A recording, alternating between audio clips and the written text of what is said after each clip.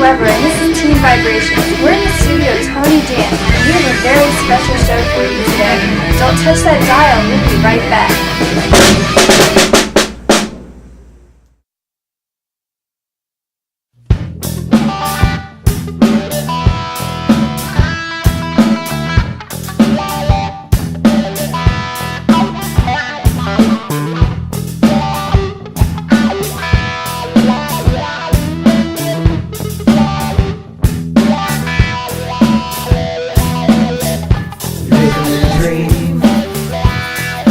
Just gotta try to get away sometime. Escape from the scene. Things aren't like yesterday.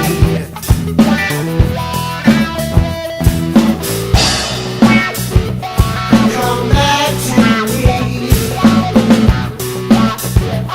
My fantasy. Will your love set me free?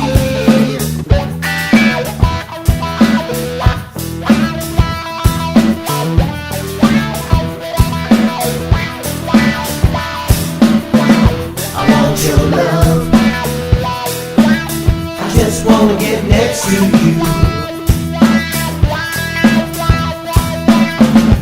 If it's a dream, you better not wake me up. Taking your love,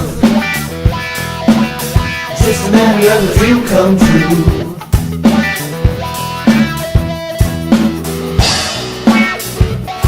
Come back to me. My fantasy.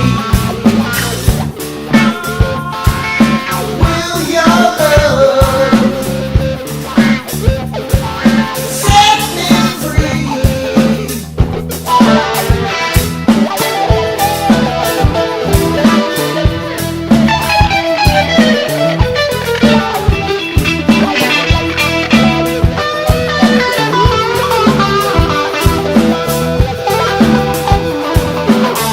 I want your love.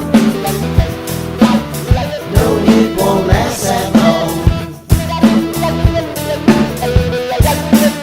Gotta touch your skin. I know you won't let me in. Yeah, yeah.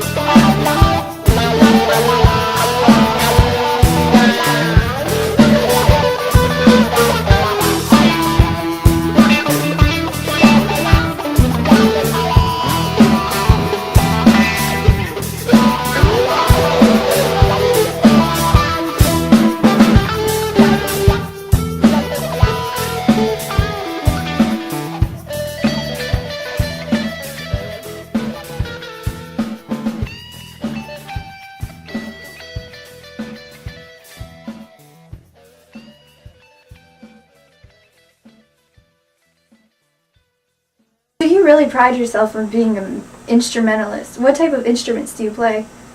I started off as a trumpet player, and I played it for a couple months in a school band, elementary school. And I saw the Rolling Stones, and I really liked Charlie Watts and the Rolling Stones drum beats, and the rhythm and blues rock and roll, So I gave up the trumpet and became a drummer.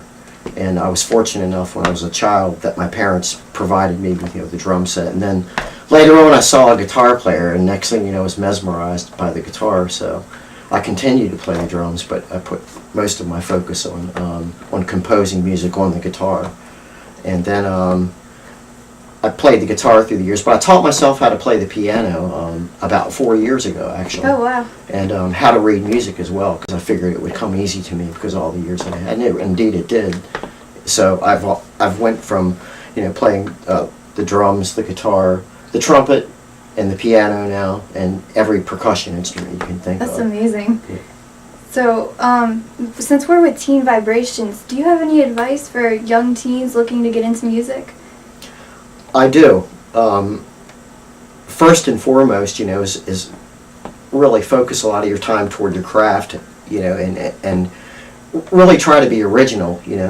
Take your influences, but try to put more of your heart and soul really into it.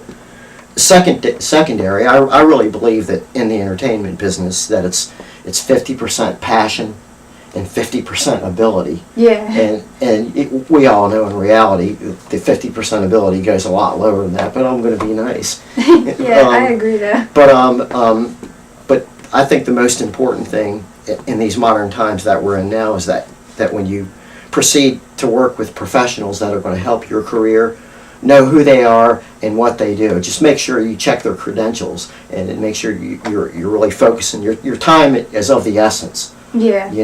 So when you have an opportunity to do something, you can't really procrastinate. So what my suggestion is to work with professionals and define your goals really, and do them in small goals too, because everyone knows that you can't just go out and do a worldwide concert tour. I've made a CD, and it's been hard enough for me to support my own music, and having musicians to even do that. Part of it is my age group, but it's also the music business as well. But choose your allies wisely. Yeah. And hire an entertainment attorney. When you get to a certain point, immediately, pretty much, and copyright everything you do. That's and never give up is really the real key. You can take a break, and you can take a break and get a breather and get a fresh outlook and come back to your art and and approach it in a different way. But I say never give up. But always do make sure that you're intelligent enough to be able to provide for yourself, so you don't have to go through the whole starving artist. Yeah, that's good. Because there's no need for that. So would you ever be interested in helping teens looking to get into music, like by having a workshop or something? Absolutely. It would be fun to give some young people an opportunity to get a crash course in what it's like to go into a studio and what to expect when you go into a studio and how to be prepared for a studio session. Yeah, and I think they could really learn a lot from you. You seem to really have everything going well. Thank you.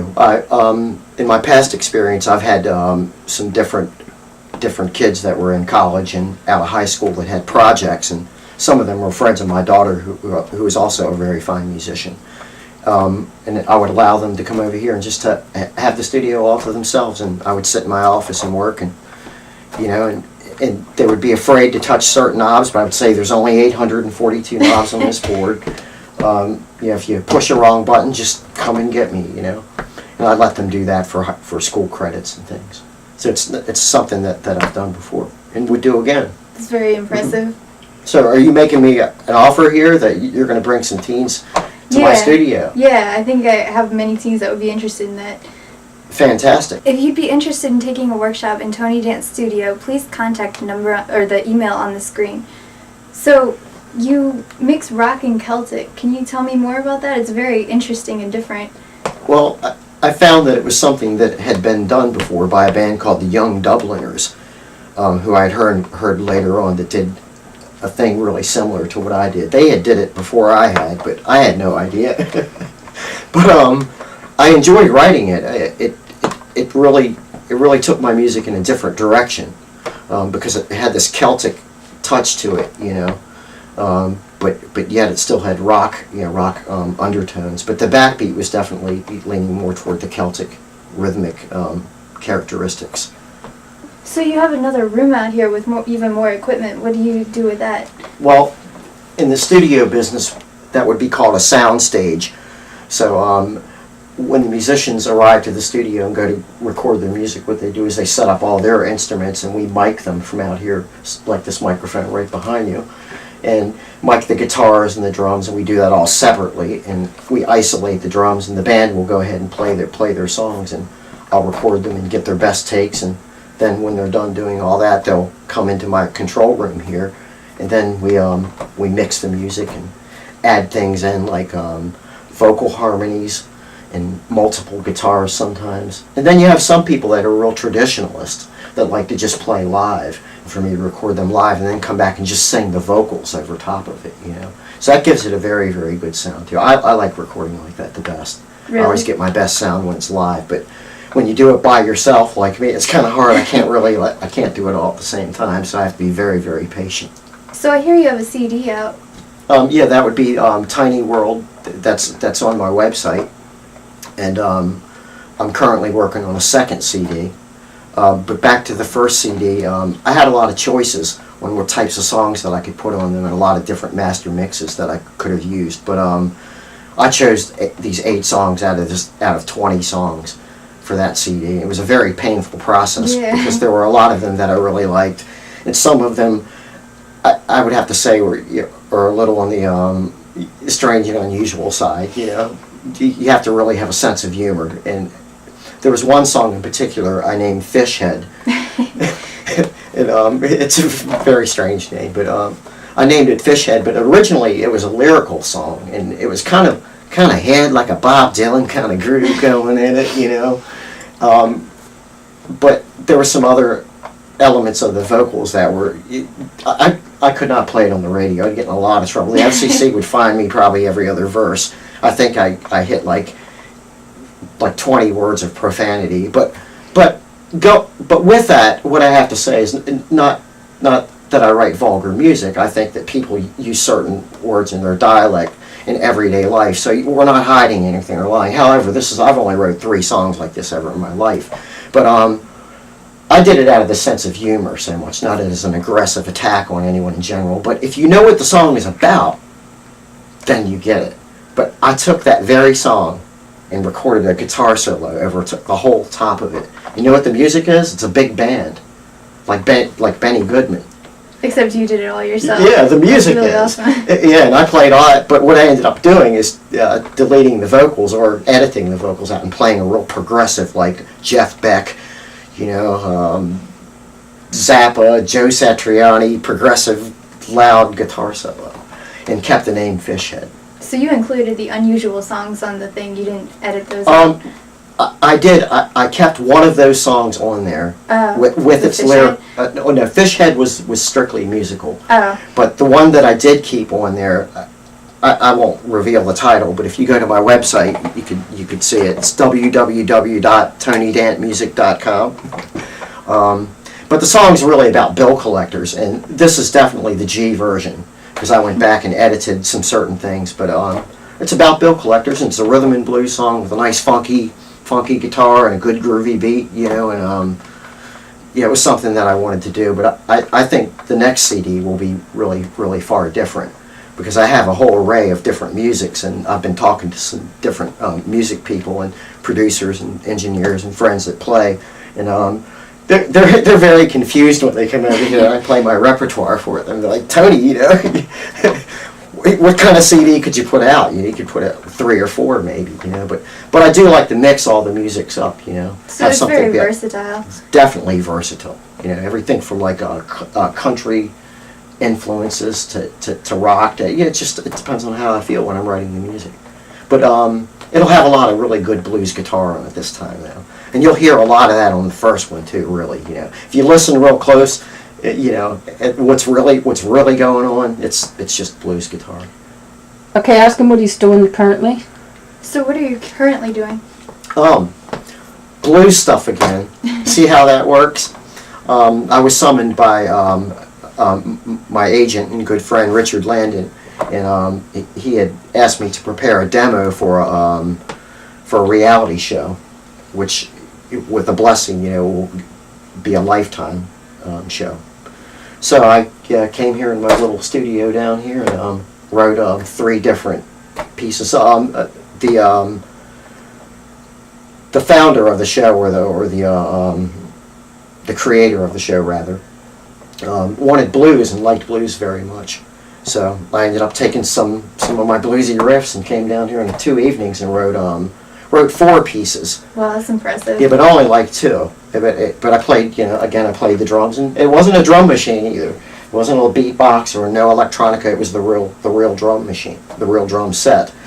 And I run back and forth like a squirrel. I push this button here and I run back here, and I play. And if I make a mistake, I have to run all the way back by myself. It's just a button to push, it's tricky. Sounds like a lot of hard work. So maybe we'll get some volunteer help from all these students coming in. Yeah, that's a nice treat. In exchange for me showing them some studio tricks, they could push the start button for me. That would be great. I'd like that. So who are your modern young people that you sort of enjoy listening to their music?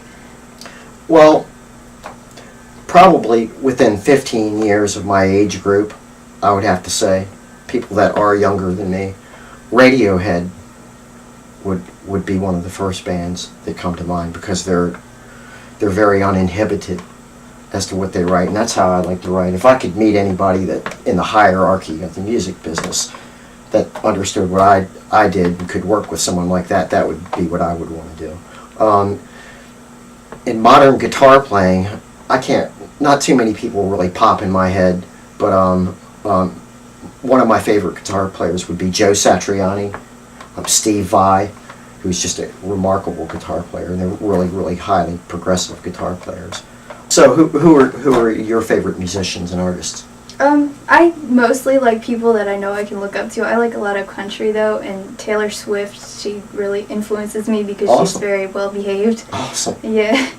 And I like country music. Awesome. I like guitar and everything like that. So what do you think of modern artists now, like Lady Gaga or Justin Bieber? I like Lady Gaga because she does some pretty bizarre things, and I don't know how original it is, but it's definitely a conglomeration of a lot of different things. But there are a lot of things I like about her. As far as Justin Bieber, luckily technology is on his side with the internet that can just do mass marketing, and just like any other media, the internet it's marketing, and it's a media, and they're doing what they're supposed to be doing with it. And probably 5 years from now, we might see him on the National Enquirer, in LA at a hot dog stand or something. I don't know, or maybe he'll be making records. This is really great, Tony, but we'll be right back. We hope you enjoyed the show today, and all you teens out there who are interested in music, contact the address on the screen. Hi, welcome back. We're going to have a little treat here and get to hear Tony play his guitar. Oh no, I have a guitar in my hands.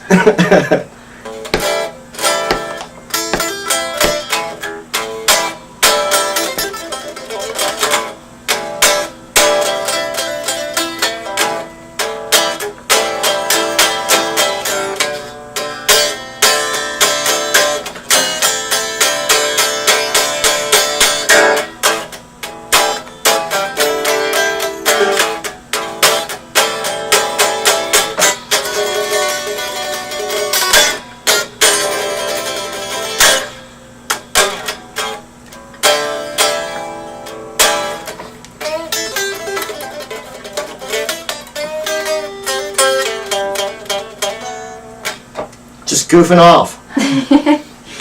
It takes me about an hour to warm up, actually, though. Really? To really, really get my fingers fluid. But for what you can hear, and it's one of my favorite little guitars.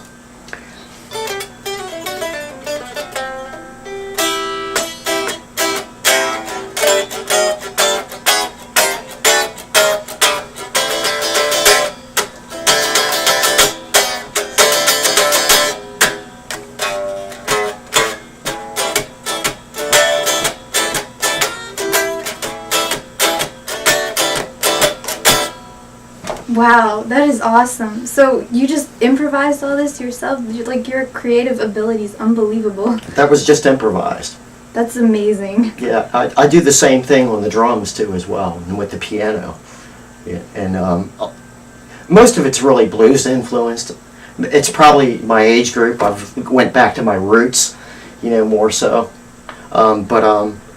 Yeah, I pretty much start my songs off as improvisational pieces. That's really incredible and very impressive. Lyrics are another story. I think when I was really young, I could fabricate lyrics and write stories because I can definitely be dramatic and animated. No, not me. It's a curse, but it's a gift at the same time. My approach is always different, Like sometimes lyrically, I could fabricate a song and write you a beautiful story and probably write you 3 or 4 versions or 4 or 5 different verses if you want. Or if you want to sing it for 10 verses, we'll make a book out of it. But as I've gotten older, I've found that a lot of my lyrical content really has to mean something more so to me in the songs that I write, So that I feel more in tune and really more sincere. Musically, it really doesn't matter. That comes to me pretty easily. But the harder part for me is lyrics. So your lyrics are very honest and raw to you, and definitely more so now. But I find it harder to write lyrics because I've pulled myself less away from commercialism and what is expected, So in some of my newer lyrics, I try to write the way that I speak, so that I communicate better. That's really good, though. I've been seeing your process, and how do you layer your music? Well, it starts in a lot of different ways. Sometimes it could start on the acoustic guitar in my living room, and I'll know right then whether I need to come down here and turn all this stuff on and record something so I don't forget it, because I do that really good too. But my approach is always different. It could start on the acoustic guitar with a complete composition from start to finish. And what I will do is I will come into the studio and I'll create what I call a click track, which could be something ranging from 70 beats per minute to 120 beats per minute. And your typical pop beat in the industry is 120 beats per minute.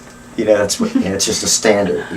I try to do 121 or 118 or a little bit different. But what I'll do is I'll include this click track to count for me, and it could be a mere snap of a finger or a drumstick. So what I will do is I'll come down here with my gadgetry and maybe take an acoustic guitar and put a mic in front of it, or an electric guitar and go directly into my console and play direct without the amplifiers, and I'll record my musical piece from start to finish with no mistakes, all the way through, and no edits, and get it correct. And then when I'm happy with that, what I will do is I will retreat to that drum room, the one that's closer now where the set is out here, but I have another isolated room as well. And what I will do is I will put my headphones on and I'll listen to the song 2 or 3 times, and then I'll go in there, and 9 times out of 10, honestly, it's cold. It's a cold deal. I flick the lights on. I hadn't practiced the drums, haven't touched the sticks. I grab them right there and just go for it. And if you observed my studio audio files, you would see that there's always 30 seconds. They all start at 30 seconds. Wow. So it gives me enough time to run back there and do it. It's actually a good idea. Yeah, I need it too. So what I do is when I hear the click track count 1, 2, 3, 4, I always give 8. So I'll go 1, 2, 3, 4. Then when I hear 4 come in, I'll take my stick on my drum set and I'll count a real one right there. 1, 2, 3, 4. Then the beat will start. Then I'll start the drum beat. And what I'll do is I'll play through the whole thing. And sometimes I kind of can hear the beat before I even record it, and I kind of know what I'm going to already do. And sometimes I walk in there cold and get a perfect take, and I can walk right out of there and turn the lights off. I'm done. Did the whole thing in 10 minutes. That's amazing. But there's other times, if I'm not really loose, I can go back there and blow it, especially if it's something that's a little harder, that requires different time signatures. Because all your rock and roll music is 4/4 time. 1, 2, 3, 4. So I could be doing something that could be 1, 2, 3, 1, 2, 3, 1, 2, 3, 4, 1, 2, 3, 4, 1, 2, 3. Then change into 5/8 time.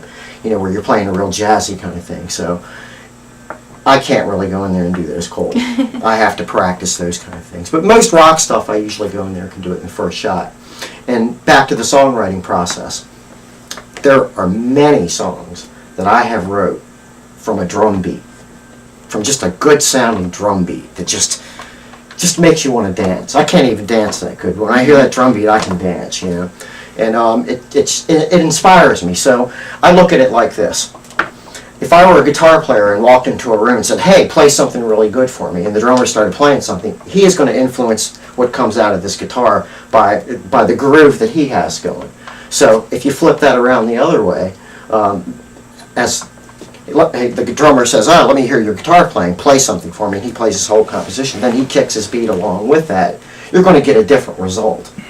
And the same thing going for starting a song with lyrics first, then morphing into a song maybe with the guitar first, or the piano. Your result is always going to be different. And also, I've wrote a lot of things over the past couple of years on the piano, and strictly a piano composition. And then I found that when I went back and added the other instruments as the drums and the guitar, I got a really good effect. I was really happy with the things that I came up with. And it's so amazing how you could take a song. I'll give you a very quick example, and I think you could understand. You'll know this band, the Scorpions. They're a German, probably one of the biggest German hard rock bands in history. I mean, the president of Russia went and saw them. They were that famous. Even Donald Trump even saw them. But they're getting ready to retire this couple of years. They're in their mid-60s, and they've worked real hard all these years. They're ready to stop. But my point is I wrote this song. It had this kind of Scorpions kind of guitar, with a big crunchy guitar. It sounds like something my mom would yell at me, turn it down, and she did too, believe me, before amps were really big. But I took the same song, and I really liked it. It had this really groovy bass line that just did something for me. And I ended up playing the piano along with it. And I took away that big crunchy guitar. Ended up with this rhythm and blues song that was just incredible. Wow. It was just totally different. Well, Tony, this is so cool, but could you lead us to a break?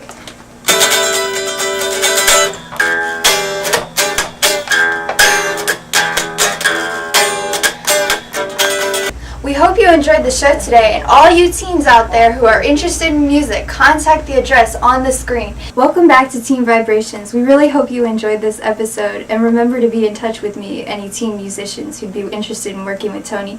So, Tony, do you have any last thoughts? Just keep playing and never give up and believe in your dreams. Tony, well, why don't you play us out?